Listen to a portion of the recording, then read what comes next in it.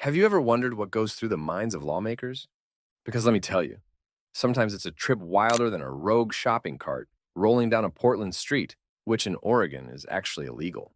Today, we're diving headfirst into the bizarre world of Oregon law, where apparently the rulebook gets sprinkled with some serious, what were they thinking dust. From bans on public swearing to cheese with a bit too much personality, we're about to uncover the 7 strangest laws Oregon has cooked up this century. Get set for a legal roller coaster you can't afford to skip. Buckle up and enjoy the thrill ride. First up, we have a doozy from the fine folks of Portland in 2015. Imagine this. You're wrangling a herd of screaming toddlers in the cereal aisle when suddenly your cart develops a mind of its own. It bolts! Okay, maybe not that dramatic, but apparently shopping cart corralling became an Olympic sport in Portland in 2015 because abandoning your cart on the street is now a big no-no. The city didn't exactly say why they implemented this law, but let's imagine a scenario. Maybe a rogue shopping cart, fueled by a runaway toddler or a rogue breeze, went on a rampage through the streets of Portland, causing mayhem and disrupting the city's signature chill vibe. Look out! It's the car apocalypse! We can hear dramatic news anchors screaming. In all seriousness, though, it probably wasn't that crazy. More likely, these abandoned carts were becoming an eyesore, littering the streets and making Portland look less Portlandia and more Cartlandia.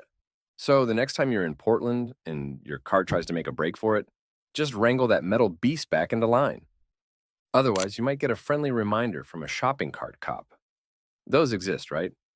And a fine that could put a dent in your kombucha fund. Next, we head to the scenic city of Ashland in 2001. You're strolling down the beautiful streets of Ashland, Oregon, a place known for its Shakespearean festival and stunning views. You bang your head on a rogue stop sign, and in a moment of surprise, a colorful adjective bursts forth from your lips. But wait, here comes Officer Friendly, ticketing you for public profanity.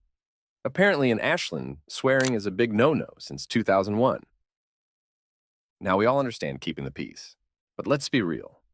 Sometimes a good old-fashioned swear word is the only way to express the searing pain of a stubbed toe. Imagine Shakespeare himself trying to write Hamlet without a single curse word. It would be like Hamlet without the drama, milk with no cookies. A total snooze fest. Maybe Ashland should hold anger management classes instead. Or better yet, create designated swearing zones where you can unleash your inner sailor with glee. Who knows, maybe they'd even attract tourists who are tired of bottling up their frustrations. Ashland, the city of scenic views and, surprisingly, a swear-free zone. Speaking of stress relief, you snuggled into a comfy seat at the Happy Valley Cinemas, buttery popcorn in hand, enjoying a blockbuster flick. Suddenly, smoke fills the air. Flames flicker in the distance. It's a real fire. Your fight or flight kicks in, and the most natural reaction bursts out of your lungs. Fire! But wait, hold on there. Firefighter wannabe. In Happy Valley, that enthusiastic yell might land you in hot water. Pun intended. Apparently, yelling fire in a crowded theater is a big no-no, unless, of course, there is an actual fire. Now, we understand the sentiment behind this law. They probably don't want moviegoers causing a panic over a spilled soda, pretending to be a dragon's breath. But here's the thing. Happy Valley, in a real fire situation, wouldn't yelling fire be the most natural way to warn everyone and get them out of there? Maybe they should have a yell responsibly law instead.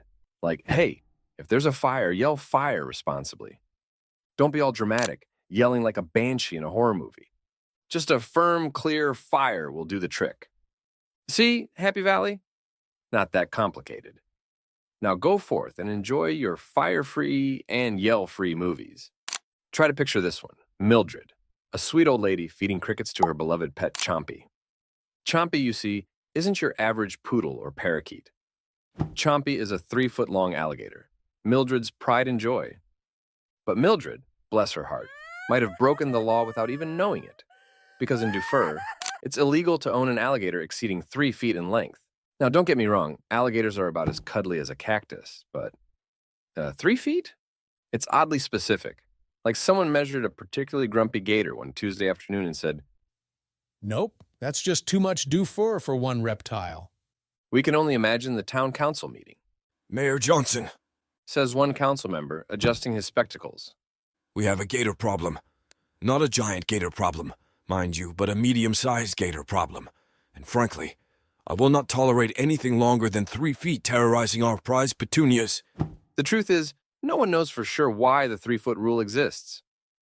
Maybe it was a near miss with a particularly snappy gator at the Doofer annual picnic. Maybe someone just had a vendetta against large reptiles. Whatever the reason, Mildred better hope Chompy stays on the growth hormone-free cricket diet, because exceeding that 3-foot mark could land her in hot water. Or should we say, gator stew. Moving on to something a little more aromatic. Now, cheese lovers, brace yourselves for a story that'll have you saying, "Good grief." In the quaint town of Joseph, Oregon, they've got a law that's about as fun as week-old brie left in the sun. Apparently, someone in Joseph must have had a run-in with a particularly pungent Roquefort that, well, let's just say it cleared the room faster than you can say cheddar. Because, folks, believe it or not, it's illegal to sell strong-smelling cheese within city limits. That's right. Forget the pungent paradise of aged Gouda, the sharp satisfaction of a good cheddar, or the funky allure of Limburger. In Joseph, your cheese selection is about as exciting as a bowl of plain mozzarella. I mean, come on, Joseph. Cheese is meant to be savored in all its glorious forms, from the mild to the mighty. This law is like saying you can only listen to elevator music. Where's the funky jazz, the headbanging heavy metal of cheese? Maybe they should hold a town meeting and rename themselves Mildville instead, because that's all the cheese excitement you'll find there. Let's move to the quirky town of Boring. Yes, that's the actual name. In 2004. Now imagine that you've just moved to the charmingly named town of Boring, Oregon. You unpack the boxes, settle in, and your furry best friend. Let's call him Beethoven for his musical tendencies. Lets out a woof to greet the world. Great, except in Boring, 2004, that woof might be one woof too many. Yes, folks, this town took the concept of living up to its name a tad too literally. They outlawed dogs from barking more than 3 times in a row. Imagine trying to explain that to Beethoven. Those nightly operatic serenades gotta stop, buddy. 3 barks and it's off to doggy jail, where the only song on repeat is Jingle Bells. Can you picture the look of betrayal in those puppy dog eyes? And let's be honest, who decided 3 barks was the magic number? Was there a scientific study on canine yowling tolerance levels? The mystery remains, but one thing's for sure. Boring sure lived up to its name when it came to canine communication. All right, hold on to your bathrobes, folks, because our final stop is getting a little spooky. We're shifting gears and heading back to Salem in 1991, a time when the city was apparently grappling with a bizarre crime wave. Now, Salem's got its fair share of spooky legends. But this law takes the cake, and let's face it, probably the bathtub too. It's illegal to own a bathtub that isn't bolted down to the floor. Imagine a police officer rolling up to your house, sirens blaring, only to barge in and yell, All right, everyone, bathtub inspection. License and registration for that porcelain scrub bucket, please. seriously, what kind of criminal mastermind is out there stealing bathtubs? Were they planning on a midnight spa getaway for the whole gang? One resident, Mildred Fitzwilliam, recounted, I woke up to a noise downstairs, and there was this fella wrestling my bathtub like it owed him money. I chased him out with a rusty spatula, but let me tell you, replacing a bathtub ain't cheap.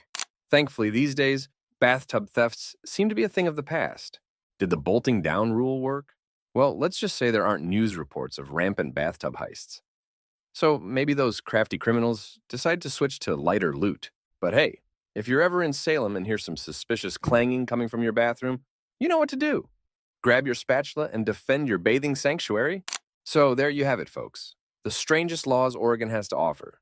Remember, these laws might seem silly, but they often reflect a unique quirk in the city's history or culture. And hey, who knows, maybe someday you'll find yourself in Oregon, faced with the urge to swear in Ashland. Just remember, we warned you. If you found our video weirder and not boring, just like Boring, Oregon, then hit that like button like it owes you 3 barks.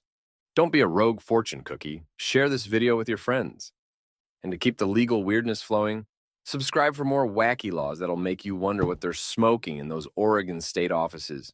Until next time, remember where you are and remember the law.